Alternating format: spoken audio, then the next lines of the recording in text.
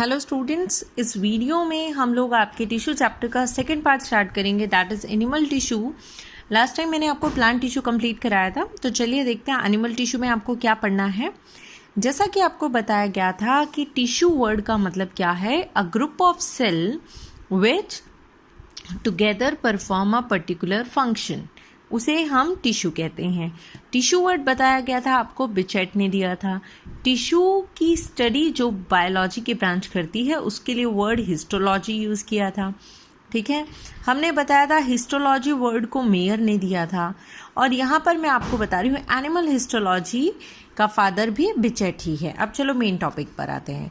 तो देखो, हमें पढ़ने हैं types of animal tissue. 4 type के एनिमल टिश्यू होते हैं आपके। एक है एपिथेलियल, कनेक्टिव, मस्कुलर, नर्वस। ये चारों टाइप के एनिमल टिश्यू हमें पढ़ने हैं। इस वीडियो में हम लोग जो पढ़ने वाले हैं वो पढ़ेंगे एपिथेलियल टिश्यू। सो एपिथेलियल टिश्यू शुरू करते हैं। तो देखो, एपिथेलियल टिश्यू, आपने कुछ ऐसा ही सुना है वर्ड। एपी का मतलब क्या होता है? एपी मतलब होता है ओवर, किसी चीज के ऊपर। आपने एपिडर्मिस पढ़ी है, आपने पढ़ा है ना, एपिडर्मिस होती है, कॉर्क होती है। प्लांट में आपको प्रोटेक्टिव टिश्यू पढ़ाया था। कोई भी प्लांट है तो जब वो यंग है तो सबसे ऊपर की जो लेयर है वो एपिडर्मिस थी। सेम वे जब एनिमल्स में सबसे ऊपर की लेयर होती है तो उसको बोलते हैं एपिथेलियल। तो प्लांट में सबसे ऊपर एपिडर्मिस एंड एनिमल में सबसे ऊपर वी कॉल इट एपिथेलियल। क्या बोला है एपिथेलियल के बारे में? कहा कि एपिथेलियल में एक या एक से ज़्यादा लेयर्स हो सकती हैं।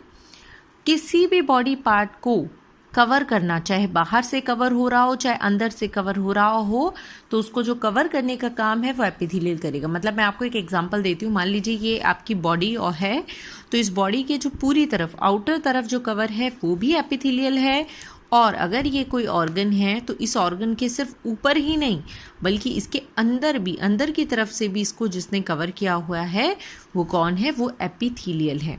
तो दोनों तरफ से एपिथेलियल हर चीज़ को कवर करके रखती है, ठीक है। और आपको एग्जांपल देती हूँ मैं आपको। मान लीजिए ये है हमारा हैंड, तो इधर से भी एपिथेलियल है और इस साइड से भी जो कवर किया हुआ है वो एपिथेलियल है, ठीक है। स्टमक है तो स्टमक की आउटर बाउंड्री भी एपिथेलियल है, और स्टमक के अंदर वाली साइड से जो सबसे बाहर लेयर है, मींस जो सबसे इंटरनल लेयर है, इंटरनल साइड से जो सबसे फर्स्ट लेयर है वो भी एपिथेलियल है। एपिथेलियल वर्ड देने वाला जो साइंटिस्ट था वो था राइच साइंटिस्ट ने दिया था एपिथेलियल वर्ड को। और एपिथेलियल का मतलब वही टिश्यू जो किसी और टिश्यू के ऊपर ग्रो करे, उसे एपिथेलियल कहते हैं। तो चलिए कुछ कैरेक्टरिस्टिक्स देख लेते हैं हम एपिथेलियल के। कहते हैं इसके अलग अलग शेप हो सकती है, क्योंकि आप पढ़ोगे बहुत सारे टाइप के ये होंगे, और ये क्लोजली अरेंज्ड होती हैं, इनके बीच में कोई स्पेस नहीं होती। तो पहली बात जो ध्यान रखने की है वो ये है कि इनमें स्पेस नहीं होती, ठीक है। लेयर एक भी हो सकती है और बहुत सारी भी हो सकती है, ये आप आगे भी पढ़ने वाले हैं डिटेल के अंदर। तो cells have little intercellular space, ना के बराबर या थोड़ी बहुत होती है। Cells are held together by intercellular junction. आप सोचिए 2 सेल्स हैं पास पास में, तो आपस में तो कोई कनेक्शन होगा। जैसे आप पढ़ते थे प्लांट में प्लाज्मोडेस्माटा होता है, ऐसे यहाँ पर भी आपको मैं पढ़ाऊंगी कौन सा जंक्शन है। तो सेल्स आपस में इंटरसेल्युलर जंक्शन से साथ में रहते हैं। अच्छा, अब देखो, जैसे कि मैंने आपको बताया था जो एपिडर्मिस होती है, एपिडर्मिस के बारे में बताया था कि जो एपिडर्मिस होती है वो अपने ऊपर एक लेयर सिक्रीट करती है, क्यूटिकल। इसमें बिल्कुल उल्टा है। ये क्या है? ये एपिथेलियल है, ये रहती है एक लेयर के ऊपर। इसके नीचे एक हमेशा लेयर होती है जो इसी का हिस्सा है, that is the basement layer. देखिए मैं क्या बताना चाह रही हूँ आपको। मैंने कहा था आपको ये सेल्स हैं, मान लीजिए इस तरीके की शेप के। It can be single layered और it can be multi layered, जितने भी ये हों। जिस तरीके से एपिडर्मिस में ऊपर लेयर रहती थी, यहाँ पर नीचे एक लेयर रहती है, और इस लेयर को कहते हैं बेसमेंट मेम्ब्रेन। तो बेसमेंट मेम्ब्रेन के ऊपर ही रहेगी आपका एपिथेलियल टिश्यू, ये आप याद रखेंगे, ठीक है। अच्छा चलिए आगे देखते हैं। फिर हम कह रहे हैं ब्लड वेसल्स आर एब्सेंट। ये बड़ा इंपॉर्टेंट पॉइंट है इसका, कि इसमें ना, इस एपिथेलियल टिश्यू में कोई ब्लड वेसल नहीं होती। तो आपको पता है ब्लड ही सारा नरिशमेंट लेके आता है, तो इसमें तो ब्लड वेसल है नहीं, तो इन एपिथेलियल टिश्यू को कैसे नरिशमेंट मिलेगा? इसके नीचे जो भी हो, जो भी सेकंड नंबर का, थर्ड नंबर के जो भी सेल्स होंगे, जो भी टिश्यूज होंगे, उनमें जो ब्लड की सप्लाई आ रही है वही इसको पास करेगी, नरिशमेंट इनको पास करेगा, बट इनके खुद के पास कोई ब्लड वेसल नहीं होगी। And this is the very important point, अपने आप ध्यान रखेंगे जरूर इस चीज को। क्या इसीलिए कहा they take nourishment from the underline connective tissue, क्योंकि ज्यादातर जो इसके नीचे होता है वो कनेक्टिव टिश्यू ही होता है। आप पढ़ोगे अलग अलग टाइप का, तो जो भी कनेक्टिव टिश्यू इसके नीचे है उससे ये नरिशमेंट लेंगे। अगला, they have good power of repair after injury. तो आपने देखा होगा हमारी स्किन पे, मैंने कहा एपिथेलियल है, तो अगर हमारी स्किन की एक लेयर हट जाती है तो वो वापस से रिकवर हो जाती है। तो पावर ऑफ रीजनरेशन या पावर ऑफ रिपेयर बहुत अच्छा होता है इस एपिथेलियल के अंदर। तो चलो देखो क्या क्या बातें आपने पढ़ी, मेन सी बात करते हैं। तो यहाँ पर आपने पढ़ा वन लेयर या मल्टी लेयर, राइट। और क्या पढ़ा आपने? पढ़ा लाई ऑन बेसमेंट मेम्ब्रेन। आपको कहे बेसमेंट क्या है, बेसमेंट कोई सेल्स की लेयर है, तो याद रखना है बेसमेंट किसी सेल की लेयर नहीं, इसने खुद सिक्रीट किया अपने लिए, ठीक है। फिर आपने पढ़ा नो ब्लड वेसल, फिर कैन रिपेयर और little intercellular space, little intercellular space, ये बात आपने पढ़ी। और क्या पढ़ा? सेल्स कनेक्टेड विद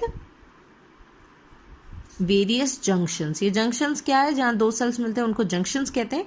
इसके बारे में मैं आपको आगे बताऊंगी, ठीक है। तो ये मैंने आपको बताया, ध्यान रखेंगे।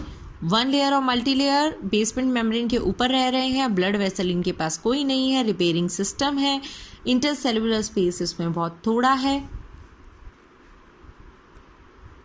लिटिल इंटरसेल्युलर स्पेस, सेल्स आपस में अलग अलग जंक्शन से कनेक्टेड है। चलो अब आते हैं इस बेसमेंट मेम्ब्रेन के ऊपर। तो देखो ये जो बेसमेंट मेम्ब्रेन होती है ना, ये दो टाइप की लेयर से मिलकर बनी है। ये बेसमेंट मेम्ब्रेन खुद दो टाइप की लेयर से मिलकर बनी है। कौन कौन सी? एक आपको बताया गया, देखिए यहाँ पर एक है बेसल लैमिना, एक है फाइब्रस या जिसको रेटिकुलर लैमिना भी कहते हैं। वन इज द बेस में basal lamina, another is the fibrous या रेटिकुलर लैमिना, ठीक है। तो ये कह रहे हैं it is outer thin layer, ये बाहर की साइड है और थिन है, ये अंदर की तरफ है और थिक है। अब अंदर कौन सा है, बाहर कौन सा है? ये साइड बाहर है, मतलब जो दूसरे के कांटेक्ट में आएगी वो बाहर वाली साइड है। तो देखो फाइबर की लेयर तो ये होगी आपकी बेसल लैमिना, तो होगी आपकी थिन, ठीक है, और फाइबर्स की लेयर ये होगी थिक। इस तरीके से पूरी बनी बेसमेंट। बेसमेंट में क्या क्या आया? एक तो आई आपकी बेसल लैमिना जो पतली लेयर है, और किसकी बनी है? म्यूकोपॉलीसेक्राइड यानी कार्बोहाइड्रेट की, प्रोटीन की, इन सब की बनी है। और दूसरी लेयर फाइब्रस यानी कि फाइबर्स की बनी है, कोलाजन फाइबर, रेटिकुलर फाइबर, इस तरीके की। तो बेसमेंट मेम्ब्रेन याद रहेगा। यानी किस तरीके का अरेंजमेंट हो गया? देखो पहले एपिथेलियल है, एपिथेलियल के जस्ट नीचे पहले कौन सी मिलेगी? आपकी फाइब्रस लेयर, उसके जस्ट नीचे मिलेगी आपको बेसल लैमिना जो इसकी है, म्यूकोपॉलीसेक्राइड एंड ग्लाइकोप्रोटीन की। क्या काम है, क्यों है ये बेसमेंट मेम्ब्रेन, क्या चाहिए? तो देखो क्या बताया इसके काम। कहा दे प्रोवाइड इलास्टिक सपोर्ट, तो अपने एपिथेलियल टिश्यू को सपोर्ट, क्योंकि किसी भी ऑर्गन को कवर कर रही है तो सबसे ज़्यादा स्ट्रेस इसकी को झेलना पड़ रहा है, तो इलास्टिक सपोर्ट ये प्रोवाइड कर रही है हमारे एपिथेलियल टिश्यूज़ को। इसके अलावा कह रहा है एपिथेलियल टिश्यू और जो भी आसपास ये ब्लड वेसल है इनके बीच एक्सचेंज होगा ना, तो कह रहे हैं सेलेक्टेड चीज़ों को ही, ये बेसमेंट की वजह से सिर्फ सेलेक्टेड चीज़ें ही आ जा पाती हैं, ठीक है। तो ये वाली चीज़ हुई। चलो तो आपने पढ़ा अबाउट द बेसमेंट मेम्ब्रेन जिसके ऊपर हमारे एपिथेलियल टिश्यू लाइज है। अब पढ़ते हैं आगे, that is specialization of plasma membrane. ये जो आपके एपिथेलियल टिश्यू है ना, तो ये बने किसके हैं? सेल की। तो जो सेल होगी सेल के बाहर की आउटर मोस्ट एनिमल सेल है तो सेल वॉल तो होगी नहीं, तो कौन सी लेयर होगी? Plasma membrane. तो ये जो प्लाज्मा मेम्ब्रेन है इनके कुछ स्पेशल स्ट्रक्चर्स बाहर की तरफ निकले हुए होंगे, that is specialization of plasma membrane. अलग अलग स्ट्रक्चर्स हो सकते हैं, देखो कौन कौन से स्ट्रक्चर हो सकते हैं, जैसे कह रहे हैं microvilli, stereocilia, cilia and flagella and endocytic vesicles. 4 structure यहाँ बताएं, microvilli, stereocilia, cilia and flagella and endocytic vesicles. देखते हैं क्या क्या चीज़ें हैं ये। मैं आपको एक डायग्राम दिखाती हूँ, उससे आपको थोड़ा सा आइडिया लग जाएगा। देखिए ये एपिथेलियल टिश्यूज थे, इनसे निकले हुए स्ट्रक्चर। ये माइक्रोवेलाई दिख रही है आपको खुद पता लग रहा होगा कि जो माइक्रोवेलाई है ये इसी सेल की प्लाज्मा मेम्ब्रेन आपस में इस एक्सटेंशंस बना लिए तो माइक्रोवेलाई बन गई। स्टीरियोसीलिया इनसे माइक्रोवेलाई से की तरह ही निकले हुए हैं बट थोड़े से अलग हैं स्ट्रक्चर में। ये सीलिया है, सीलिया आपके थोड़े वेल नोन है। तो चलो देखते हैं इनके बारे में क्या चीज़ें बताई गई हैं। सबसे पहले कहते हैं माइक्रोवेलाई। तो कहते हैं जो माइक्रोवेलाई है, right, these are finger like projection, finger like निकली हुई थी, जो सरफेस एरिया बढ़ा रही हैं एब्जॉर्प्शन के लिए। जहाँ पर भी एब्जॉर्प्शन होना, किसी भी ऐसा एरिया है जहाँ पर एब्जॉर्प्शन की ज़रूरत है, आपके एपिथेलियल टिश्यू को एब्जॉर्ब करना है, तो वहाँ ज़्यादा एरिया होगा तो बेटर होगा, तो वहाँ पर ये प्रेजेंट होती है, माइक्रोवेलाई वाला एपिथेलियल होता है। जैसे इंटेस्टाइन में फूड एब्जॉर्ब होता है तो वहाँ पर माइक्रोवेलाई होती है एपिथेलियम में। नेफ्रॉन आप पढ़ोगे 10th क्लास में, तो नेफ्रॉन के बारे में मैं आपको ना यहाँ पर भी थोड़ा बताऊंगी, क्योंकि नेफ्रॉन के अलग अलग पार्ट्स हम बहुत डिस्कस करेंगे। तो नेफ्रॉन जो है उसकी जो पीसीटी होती है यानी प्रॉक्सिमल कॉन्वोल्यूटेड ट्यूब्यूल, वहाँ पर भी माइक्रोवेलाई होती है, क्योंकि वहाँ पर एब्जॉर्प्शन सबसे ज़्यादा होता है, मेन काम होता है।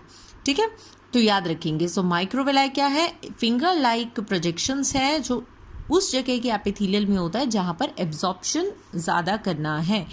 Either it is intestinal epithelium और it is PCT of the nephron. चलो सेकेंड स्ट्रक्चर पे पढ़ते हैं, स्टीरियोसीलिया। ये आपने देखे थे अभी, लंबे लंबे से थ्रेड जैसे थे। तो स्टीरियोसीलिया क्या कहा? ये नॉन मोटाइल साइटोप्लाज्मिक प्रोसेस है, वही साइटोप्लाज्म के निकले हैं, नॉन मोटाइल हैं। ये भी सरफेस एरिया इंक्रीज करने का काम करते हैं।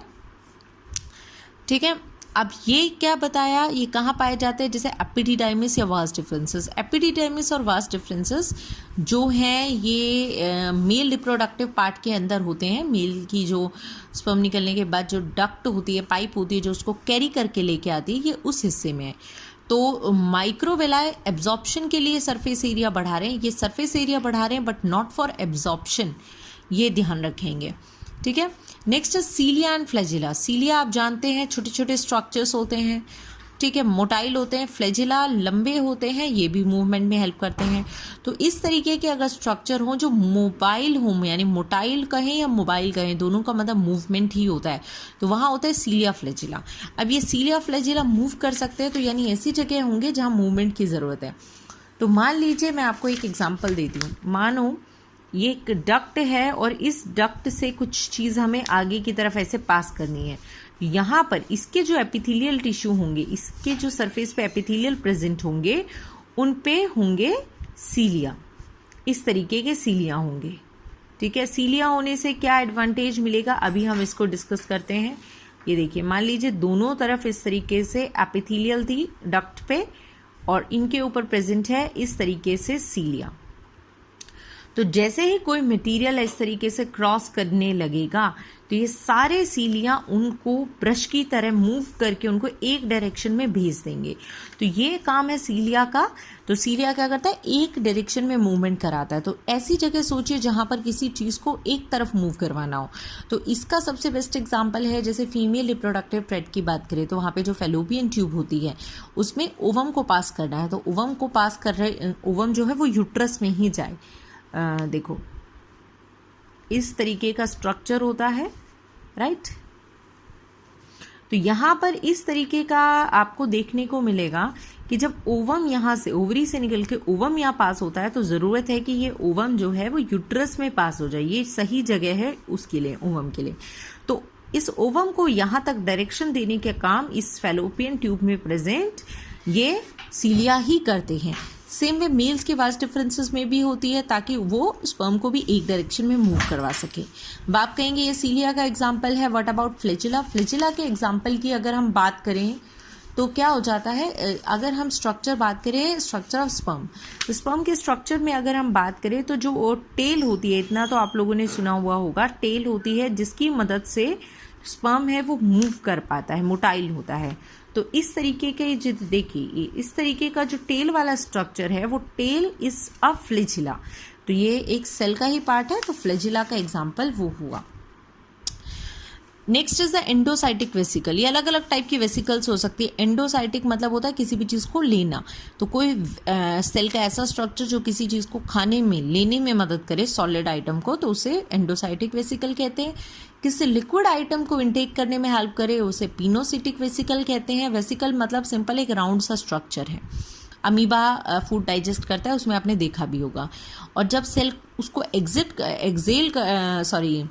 रिमूव कर दे बॉडी से, यानी सेल वॉमिटिंग, तो उसको कहेंगे एक्सोसाइटिक वेसिकल। फिर से ये स्पेशलाइजेशन ऑफ प्लाज्मा मेम्ब्रेन में रिपीट कर रही हूँ, एक बार देखेंगे। देखो ये सब प्लाज्मा मेम्ब्रेन जो है आपके एपिथेलियल टिश्यू की, उसकी एक्सटेंशंस है। ज़रूरी नहीं है हो ही, बट कुछ में होती भी है। तो सुनिए, देखो ये माइक्रोविलाई, ये फिंगर लाइक प्रोजेक्शन है जो एपिथेलियल टिश्यू से निकली हुई हैं। ये फिंगर लाइक प्रोजेक्शन क्या करती हैं, ये भी देखो मूव नहीं करती, ये भी मूव नहीं करती, दोनों नॉन मोटाइल है। ये माइक्रोविलाई है, ये स्टीरियोसीलिया है, इनको फिंगर लाइक कह रहे हैं। और ये सरफेस एरिया बढ़ाती है एब्जॉर्प्शन के लिए। तो ये इंटेस्टाइन में पाई जाएगी, नेफ्रॉन के पीसीटी में पाई जाएगी, क्योंकि वहाँ एब्जॉर्प्शन होता है। ये स्टीरियोसीलिया है, ये भी जो है इलोंगेशन है साइटोप्लाज्म के, बट ये भी मोबाइल नहीं है। इनका काम क्या है, ये भी एरिया, सिर्फ सिंपली सरफेस एरिया किसी जगह ज़्यादा चाहिए वहाँ पर ये प्रेजेंट होते हैं, जैसे एपिडिडाइमिस में। फिर ये है सीलिया, ये स्मॉल थ्रेड लाइक स्ट्रक्चर है। ये एक डायरेक्शन में बीट करके किसी भी चीज़ को एक तरफ पहुँचाते हैं, जैसे फेलोपियन ट्यूब में है ओवम के मूवमेंट के लिए, वास्ट डिफरेंसेस में है जो है स्पर्म के मूवमेंट के लिए, और हमारे ट्रैकिया में भी है ताकि खाने के साथ डस्ट अंदर ना जाए, तो उसको रिमूव करने के लिए, मतलब एयर के साथ डस्ट ना चली जाए उसको रोकने के लिए। वेसिकल्स हो सकते हैं किसी चीज़ को इनटेक या एक्सेल करने के लिए, ईटिंग के लिए एंडोसाइटिक वेसिकल, लिक्विड मटेरियल के इनटेक के लिए पिनोसिटिक वेसिकल, एंड एक्सेल करने के लिए दिस इज एक्सोसाइटिक वेसिकल। अब ये देखिए यहाँ क्या दिखा है, junction between epithelial cell. Junction यानी कि दो एपिथेलियल सेल है। जैसे हमने कहा भाई ये एपिथेलियल सेल है, तो एक एपिथेलियल सेल दूसरे एपिथेलियल सेल्स के बीच में क्या किस टाइप का कनेक्शन है, उसे कह रहे हैं जंक्शन। तो 3 टाइप के जंक्शन आपको पढ़ने हैं, टाइट, एडहेरिंग एंड गैप। नाम से ही बस पढ़ो। टाइट यानी बिल्कुल टाइटली पैक है, कोई लीकेज नहीं होने देगा, कोई एक्सचेंज नहीं होने देगा। तो टाइट जंक्शन जो सब्सटेंस को एक टिश्यू से दूसरे में जाने से रोके, यानी अगर 2 सेल्स के बीच में टाइट जंक्शन है तो समझ लो उनके बीच कोई एक्सचेंज नहीं होगा। Then is the gap junction. Gap junction क्या है, ये कम्युनिकेट कराने के लिए, एक्सचेंज के लिए है, ताकि उनके आयन्स आपस में एक्सचेंज कर सके, मॉलिक्यूल्स आपस में एक्सचेंज कर सके, उसके लिए होता है gap junction. Then is the adhering junction. Adhering junction क्यों होता है, बस 2 सेल्स को साथ रखने के लिए, ठीक है, इसका कोई रोल नहीं है। और उसमें ये एडहेरिंग के बहुत सारे टाइप्स होते हैं, उनको हम नहीं पढ़ेंगे, आप सिंपली बस ये याद रखो, tight junction there is no exchange of material, there is no leakage. Gap junction allows the movement of transfer of ions, and adhering they keep the 2 cells together. आपसे क्वेश्चन मैक्सिमम यही पूछा जा सकता है, इसके अलावा और कोई लाइन नहीं पूछ सकते। तो अभी तक आपने इस वीडियो में क्या पढ़ा, आपने पढ़ा टिश्यू 4 टाइप के थे, हमने एपिथेलियल शुरू किया, आपने पढ़ा एपिथेलियल वो होता है जो किसी के ऊपर रहता है, एपिथेलियल वो एक या कई लेयर का हो सकता है, बेसमेंट मेम्ब्रेन के ऊपर रहती है, और बेसमेंट खुद 2 चीज़ों की बनी हुई है, एक अंदर की तरफ मोटी सी लेयर है फाइबर की, और बाहर की तरफ पतली सी लेयर है जिसमें आपके म्यूकोपॉलीसेकेराइड है ना, या ग्लाइकोप्रोटीन है, सॉरी, यानी कार्बोहाइड्रेट और प्रोटीन की वो बनी हुई है।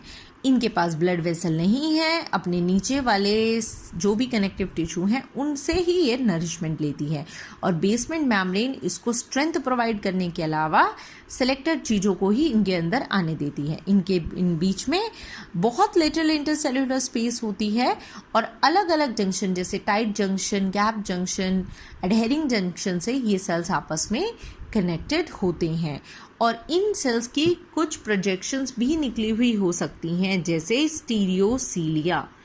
जैसे माइक्रोविलाई हो सकता है निकली हुई, जैसे हो सकता है स्टीरियोसीलिया निकले हुए हों, या हो सकते हैं सीलिया निकले हुए हों, या हो सकता है फ्लैजिला निकला हुआ हो, राइट। इस तरीके की चीज़ें आपने इस वीडियो में पढ़ी। टाइप्स ऑफ एपिथेलियल टिश्यू अगले वीडियो में करते हैं।